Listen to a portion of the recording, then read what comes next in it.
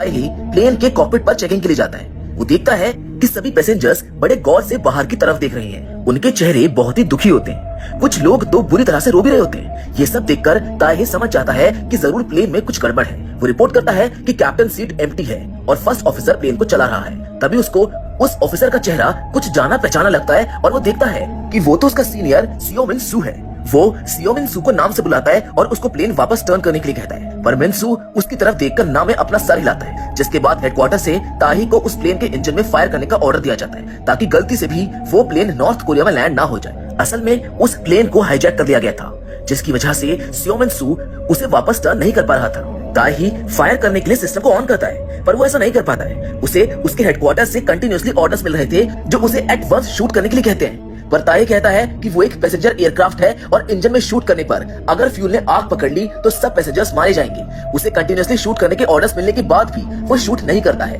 और वो aircraft north Korea के टेरिटरी में पहुंच जाता है। बेस पर वापस जाने पर air force flight commander जैंग young von उन दोनों पायलट्स को अपने केबिन में बुलाता है और बताता है कि आज उनकी वजह से उनकी कंट्री के 51 लोग नॉर्थ कोरिया चले गए हैं। जैंग यंग हुआ ताही से पूछता है कि क्या उसके लिए एक एयरक्राफ्ट पर शूट करना इतना मुश्किल था, जिस पर ताही बताता है कि वो प्लेन हाईजैक था। ये सुनकर कमांडर कहता है कि उस प्लेन से ऐसा कोई सिग्नल रिसीव नहीं हुआ था। जिसके बाद वो उसको अगले 1 मिनट में उसे एक कन्विंसिंग एक्सक्यूज देने के लिए कहता है, जिस पर ताही कहता है कि हम सब सियो मिन सू को जानते हैं, वो कभी भी अपनी कंट्री को धोखा नहीं देगा और वो सभी लोग अब भी जिंदा हैं। अगर गवर्नमेंट उसे नेगोशिएट करेगी तो शायद सब वापस आ जाएंगे।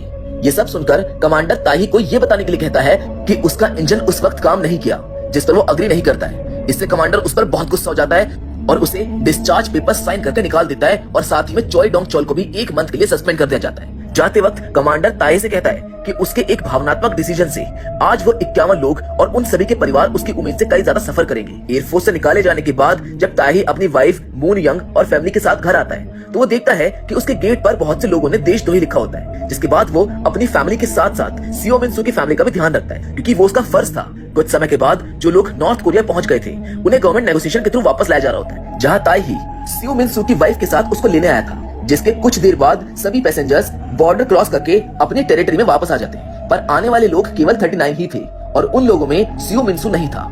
जब ताही ने इस बारे में ऑफिसर्स से पूछा तो उन्होंने बताया कि बाकी लोगों के रिटर्निंग को नॉर्थ कोरिया की गवर्नमेंट ने मना कर दिया है, जिसका मतलब था कि अब वो लोग कभी यहाँ पर नहीं आ पाएंगे। ये सब सुनकर सियो मिन सू की वाइफ वहीं पर रोने लग जाती है और उस दिन ताही को भी अपने डिसीजन पर बड़ा रिग्रेट होता है, क्योंकि उसकी वजह से अब इतने सारे लोग दूसरी कंट्री में फंस गए थे। जिसके अगले दिन ये खबर सभी जगह फैल जाती है और ये पता चलता है कि वो 11 लोग जो वापस नहीं आए हैं वो असल में अपनी फील्ड के स्पेशलिस्ट थे और यही वजह थी कि उन्हें वहां से वापस नहीं आने दिया गया है। इसी के साथ नॉर्थ कोरिया की गवर्नमेंट ने हाईजैकर्स चो चिंग ही को $2 मिलियन की रकम दी है उन लोगों को वहां तक पहुंचाने के लिए। इन सभी चीजों से साउथ कोरिया के लोगों में उन लोगों के प्रति घृणा भर गई थी, क्योंकि इस तरह की चीजों से टेररिस्ट को और भी ज्यादा आजादी मिल गई थी साउथ कोरिया पर हमला करने के लिए। यहाँ से सीन अब 1 साल बाद शिफ्ट होता है, जहाँ पर हम सोक्चो एयरपोर्ट पर बहुत से पैसेंजर्स को देखते हैं। असल में ये वो टाइम था जब पैसेंजर्स की सीट्स पहले से ही बुक नहीं होती थी और उन्हें पहले आकर उन पर बैठना होता था। बहुत से लोगों ने तो कभी एयरप्लेन देखा भी नहीं था और यही वजह थी कि उस टाइम का एयरपोर्ट आज के टाइम का रेलवे स्टेशन जैसा लग रहा था। वहीं हम ताही को देखते हैं जो अब फर्स्ट ऑफिसर की सीट पर बैठा होता है और एयरप्लेन चला रहा होता है। असल में ताही ने एयरफोर्स को छोड़कर अब एक सिविलियन प्लेन चलाने की जॉब कर ली होती, मतलब कि अब वो एक कमर्शियल पायलट बन गया है, पर उसको अभी भी फर्स्ट ऑफिसर की जगह ही मिली थी। इसीलिए उसे कैप्टन के अंडर में काम करना पड़ता है और उसने आज तक कभी खुद एक प्लेन की लैंडिंग भी नहीं कराई थी। ताही को उसके साथ काम करने वाले लोग पसंद नहीं करते थे, क्योंकि उनको भी लगता था कि वो एक देशद्रोही है। ताही पिछले 1 साल से इन सभी बातों को सुनता रहा था और अब वो इन सब चीजों का आदी हो गया था। उस दिन उन्हें सोक्चो एयरपोर्ट से फ्लाइट को गिम्पो यानी कि सियोल लेकर जाना था। फ्लाइट स्टार्ट होने से पहले कैप्टन ग्यूसिक ताही से बात करते हैं, क्योंकि वो जानना चाहते थे कि क्या वो अपने पैसेंजर्स की सेफ्टी उसके हाथ में रख सकते हैं। जिस पर ताही बातों ही बातों में उनसे कहता है कि अगर उस दिन उसने सही से फायर कर दिया होता तो क्या आज सभी जिंदा होते।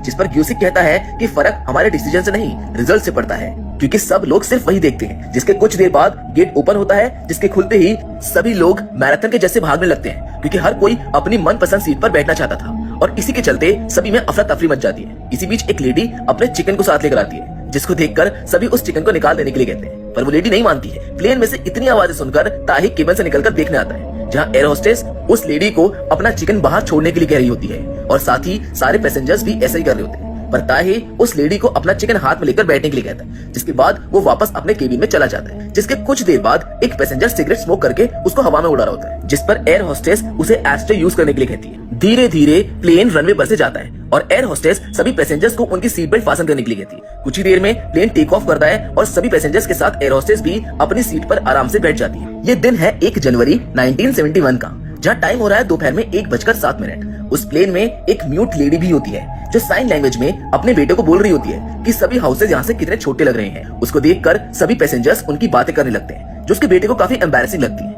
और वो उसको शांत रहने के लिए कहता है। बहुत से पैसेंजर्स पहली बार प्लेन में बैठे थे और वो पहली बार बादलों को देखकर बहुत खुश होते हैं। जिसके कुछ देर बाद वो लेडी जिसके पास चिकन था उसका चिकन एक एग देता है, जिससे वो बहुत खुश हो जाती है। वो अपने बगल में बैठे एक लड़के योंगडे को वो एग देती है, जिसको लेकर वो खुश हो जाता है। वो लेडी उससे पूछती है कि आखिर तुम अकेले कहाँ जा रहे हो, तुम्हारी मदर कहाँ पर है? जिस पर वो कहता है कि उसके परिवार में कोई नहीं है, इसीलिए वो अब अपने भाई के साथ रहने के लिए जा रहा है। जिसके कुछ देर बाद पायलट्स प्लेन को ऑटो पायलट मोड पर लगा देते हैं। तभी योंगडे अपनी जगह से उठकर बैग में से कुछ सामान निकालता है, जिसके बाद वो पायलट केबिन के डोर के पास जाकर एक बॉम्ब लगा देता है और दूसरा बॉम्ब वो सिक्योरिटी ऑफिसर की तरफ फेंक देता है। अब जब तक वो समझ पाते कि वो एक बॉम्ब है तब तक वो ब्लास्ट भी हो जाता है और ब्लास्ट होते ही पूरा प्लेन आउट ऑफ कंट्रोल हो जाता है। उधर पायलट केबिन का डोर भी टूट जाता है। ब्लास्ट से प्लेन के बेस में एक होल भी हो जाता है, जिससे प्लेन डिसबैलेंस होकर नीचे की तरफ गिरने लगता है। केबिन डोर के बॉम्ब के फटने से प्लेन कैप्टन क्यूसिक की एक आंख डैमेज हो जाती है। अब ताहे अकेला ही प्लेन संभालने की कोशिश कर रहा होता है। प्लेन जमीन से क्रैश होने ही वाला होता है कि तभी ताहे उसे ऊपर की तरफ लिफ्ट करने में कामयाब हो जाता है। उन लोगों को समझ नहीं आता कि आखिर ब्लास्ट हुआ कैसे। सभी पैसेंजर्स अपनी अपनी सीट्स पर बेहोश हो गए थे। तभी योंगडे पायलट केबिन में जाता है और ताहे को बॉम्ब दिखाकर अपने ऑर्डर्स फॉलो करने के लिए बोलता है। वो उन लोगों को ओशन की तरफ चलने के लिए कहता है, जिस पर ताहे पहले पैसेंजर स्टेटस चेक करने के लिए बोलता है और कैप्टन के हाथ में प्लेन देकर पीछे चला जाता है। वो देखता है कि प्लेन में एक बड़ा सा होल हो गया है, जिसे वो कुछ लगेज से कवर करता है और साइड में बैठे पैसेंजर्स को उस पर पैर रखने के लिए कहता है। उधर एयर होस्टेस ओके सुन बहुत ज्यादा घबराई हुई होती है, जिस पर ताहे उसको समझाता है कि वो लोग एक हाईजैकिंग सिचुएशन में है, इसलिए अब सभी पैसेंजर्स की सेफ्टी उसके हाथ में है। वो सिक्योरिटी ऑफिसर की मदद करता है और एक पैसेंजर जिसकी हालत बॉम्ब ब्लास्ट के कारण काफी खराब हो गई थी उसको फर्स्ट एड देता है। बाकी सभी पैसेंजर्स को भी फर्स्ट एड दिया जाता है। तभी एक आदमी जिसके पैसे बॉम्ब ब्लास्ट से गिर गए थे वो उन्हें इधर उधर ढूंढने लगता है। तभी योंगडे आकर उस पैसेंजर को बुरी तरह मारता है, जो देखकर सभी पैसेंजर्स बहुत ज्यादा डर जाते हैं। वो उन सभी को अपने हाथ का बॉम्ब दिखाता है और कहता है कि अगर अब कोई और बोला तो सब यहीं पर मारे जाएंगे। वो ये भी कहता है कि अब उनका प्लेन नॉर्थ कोरिया जा रहा है, जो सुनकर ताहे के साथ साथ सभी पैसेंजर्स के होश उड़ जाते हैं। उसी वक्त कैप्टन रेडियो की मदद से बेस को इंफॉर्मेशन देने की कोशिश करता है, पर तभी योंगडे आकर उसका हेडफोन तोड़ देता है और उन्हें किसी भी तरह से रेडियो को यूज करने से मना करता है। तभी ताहे ओके सुन को कैप्टन के ट्रीटमेंट के लिए बुलाता है। उसी वक्त कैप्टन योंगडे से पूछता है कि आखिर वो नॉर्थ कोरिया क्यों जाना चाहता है, जिस पर वो कहता है कि वहाँ भी तो लोग ही रहते हैं। उसका भाई वॉर के टाइम पर वहाँ पर गया था और इस वक्त वो एक हाई ऑफिसर है जो एक अच्छी जिंदगी बिता रहा है। वो ये भी बताता है कि जिस आदमी ने पिछली बार एक प्लेन नॉर्थ कोरिया पहुंचाया था वो वहाँ का नेशनल हीरो बन गया था, जिसे गवर्नमेंट ने बहुत से इनाम भी दिए। ये सुनकर ताहे को पुराना समय याद आ जाता है जब वो एयरफोर्स में था।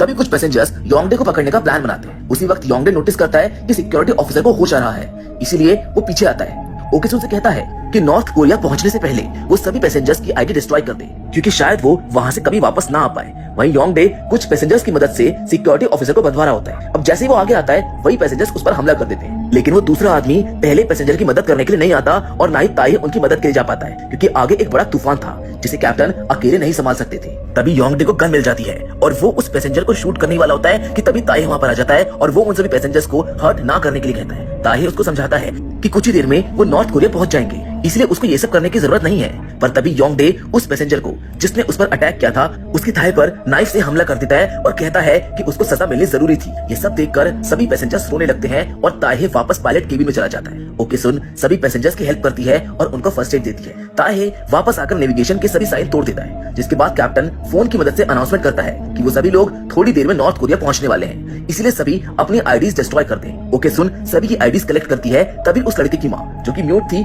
वो अपने लड़के की प्रोसिक्यूटर की आईडी खा लेती है और उसे कहती है कि वो उसे नॉर्थ कोरिया में भी प्रोटेक्ट करेगी, जिसको सुनकर लड़का जोर जोर से रोने लगता है। इसके बाद योंगडे अपनी पास्ट लाइफ को याद करता है जब वो अपने घर में अपनी मदर के साथ रहता था। एक दिन उसके घर में पुलिस आई और उसे अक्यूज करने लगी कि वो अपने भाई के साथ कांटेक्ट में है जो नॉर्थ कोरिया में रहता है। योंगडे का उसके भाई से कोई लेना देना नहीं था, पर फिर भी पुलिस ने धोखे से उसके घर में नकली सबूत रखे और उसको जानबूझकर पकड़ कर ले गए। उसकी मदर उस वक्त बहुत बीमार थी, इस वजह से वो कुछ भी नहीं कर पाई।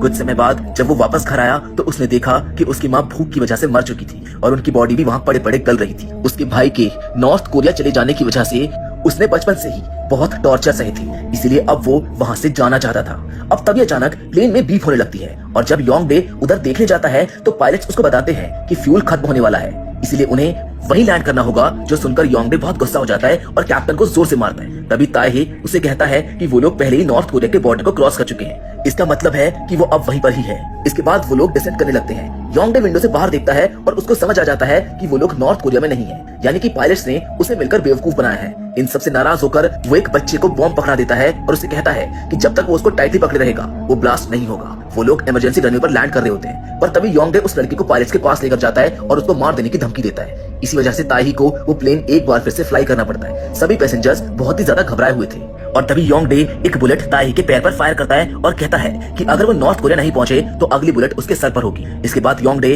ताएही को बताता है कि वो अपने स्कूल का टॉपर था, पर उसके प्रिंसिपल ने उसको कहा कि ये उनके लिए शर्म की बात है। वो पढ़ लिखकर एक बड़ा आदमी बनना चाहता था, उसने कभी कोई गलत काम नहीं किया, पर साउथ कोरिया के लोगों के टॉर्चर की वजह से अब वो नॉर्थ कोरिया जाकर हीरो बनेगा। ये सुनकर ताएही उसको समझाता है कि अगर ऐसा है तो वो भी उसके साथ नॉर्थ कोरिया चलने के लिए रेडी है, पर उन्हें उन पैसेंजर्स को वहीं पर ड्रॉप कर देना चाहिए, क्योंकि अगर वो नॉर्थ कोरिया चले गए तो उनकी फैमिलीज भी वैसे ही सफर करेंगी जैसे कि उसने किया है। ये सब सुनकर योंगडे लगभग कन्विंस हो ही गया था कि तभी उन्हें बाहर से कुछ एयरक्राफ्ट की आवाज सुनाई पड़ती है। असल में साउथ कोरिया के एयरफोर्स के 2 जेट प्लेन्स अब उस तरफ आ गए थे, क्योंकि वो लोग बॉर्डर के पास पहुंच रहे थे। वो जेट प्लेन्स उनसे कह रहे थे कि उन्हें इमीडिएटली अपनी फ्लाइट को वापस मोड़ना होगा, क्योंकि वो नॉर्थ कोरिया के बॉर्डर की तरफ जा रहे हैं। उन जेट प्लेन्स में से एक में एक बार फिर से डोंगशॉल था, जो कि ताएहे को पहचान जाता है, पर वो योंगडे के चलते उससे कुछ बात नहीं कर पा रहा था। इसके बाद ताएहे ने योंगडे को बताया कि अगर उन्होंने प्लेन को नहीं रोका तो वो लोग उनको शूट कर देंगे। ये सुनकर योंगडे ने उससे पूछा कि अगर ऐसा है तो लास्ट प्लेन वहां से कैसे चला गया, जिस पर ताएहे को याद आता है कि किस तरफ से वो शूट नहीं कर पाया था और उसी के कारण आज ये सब कुछ हो रहा था।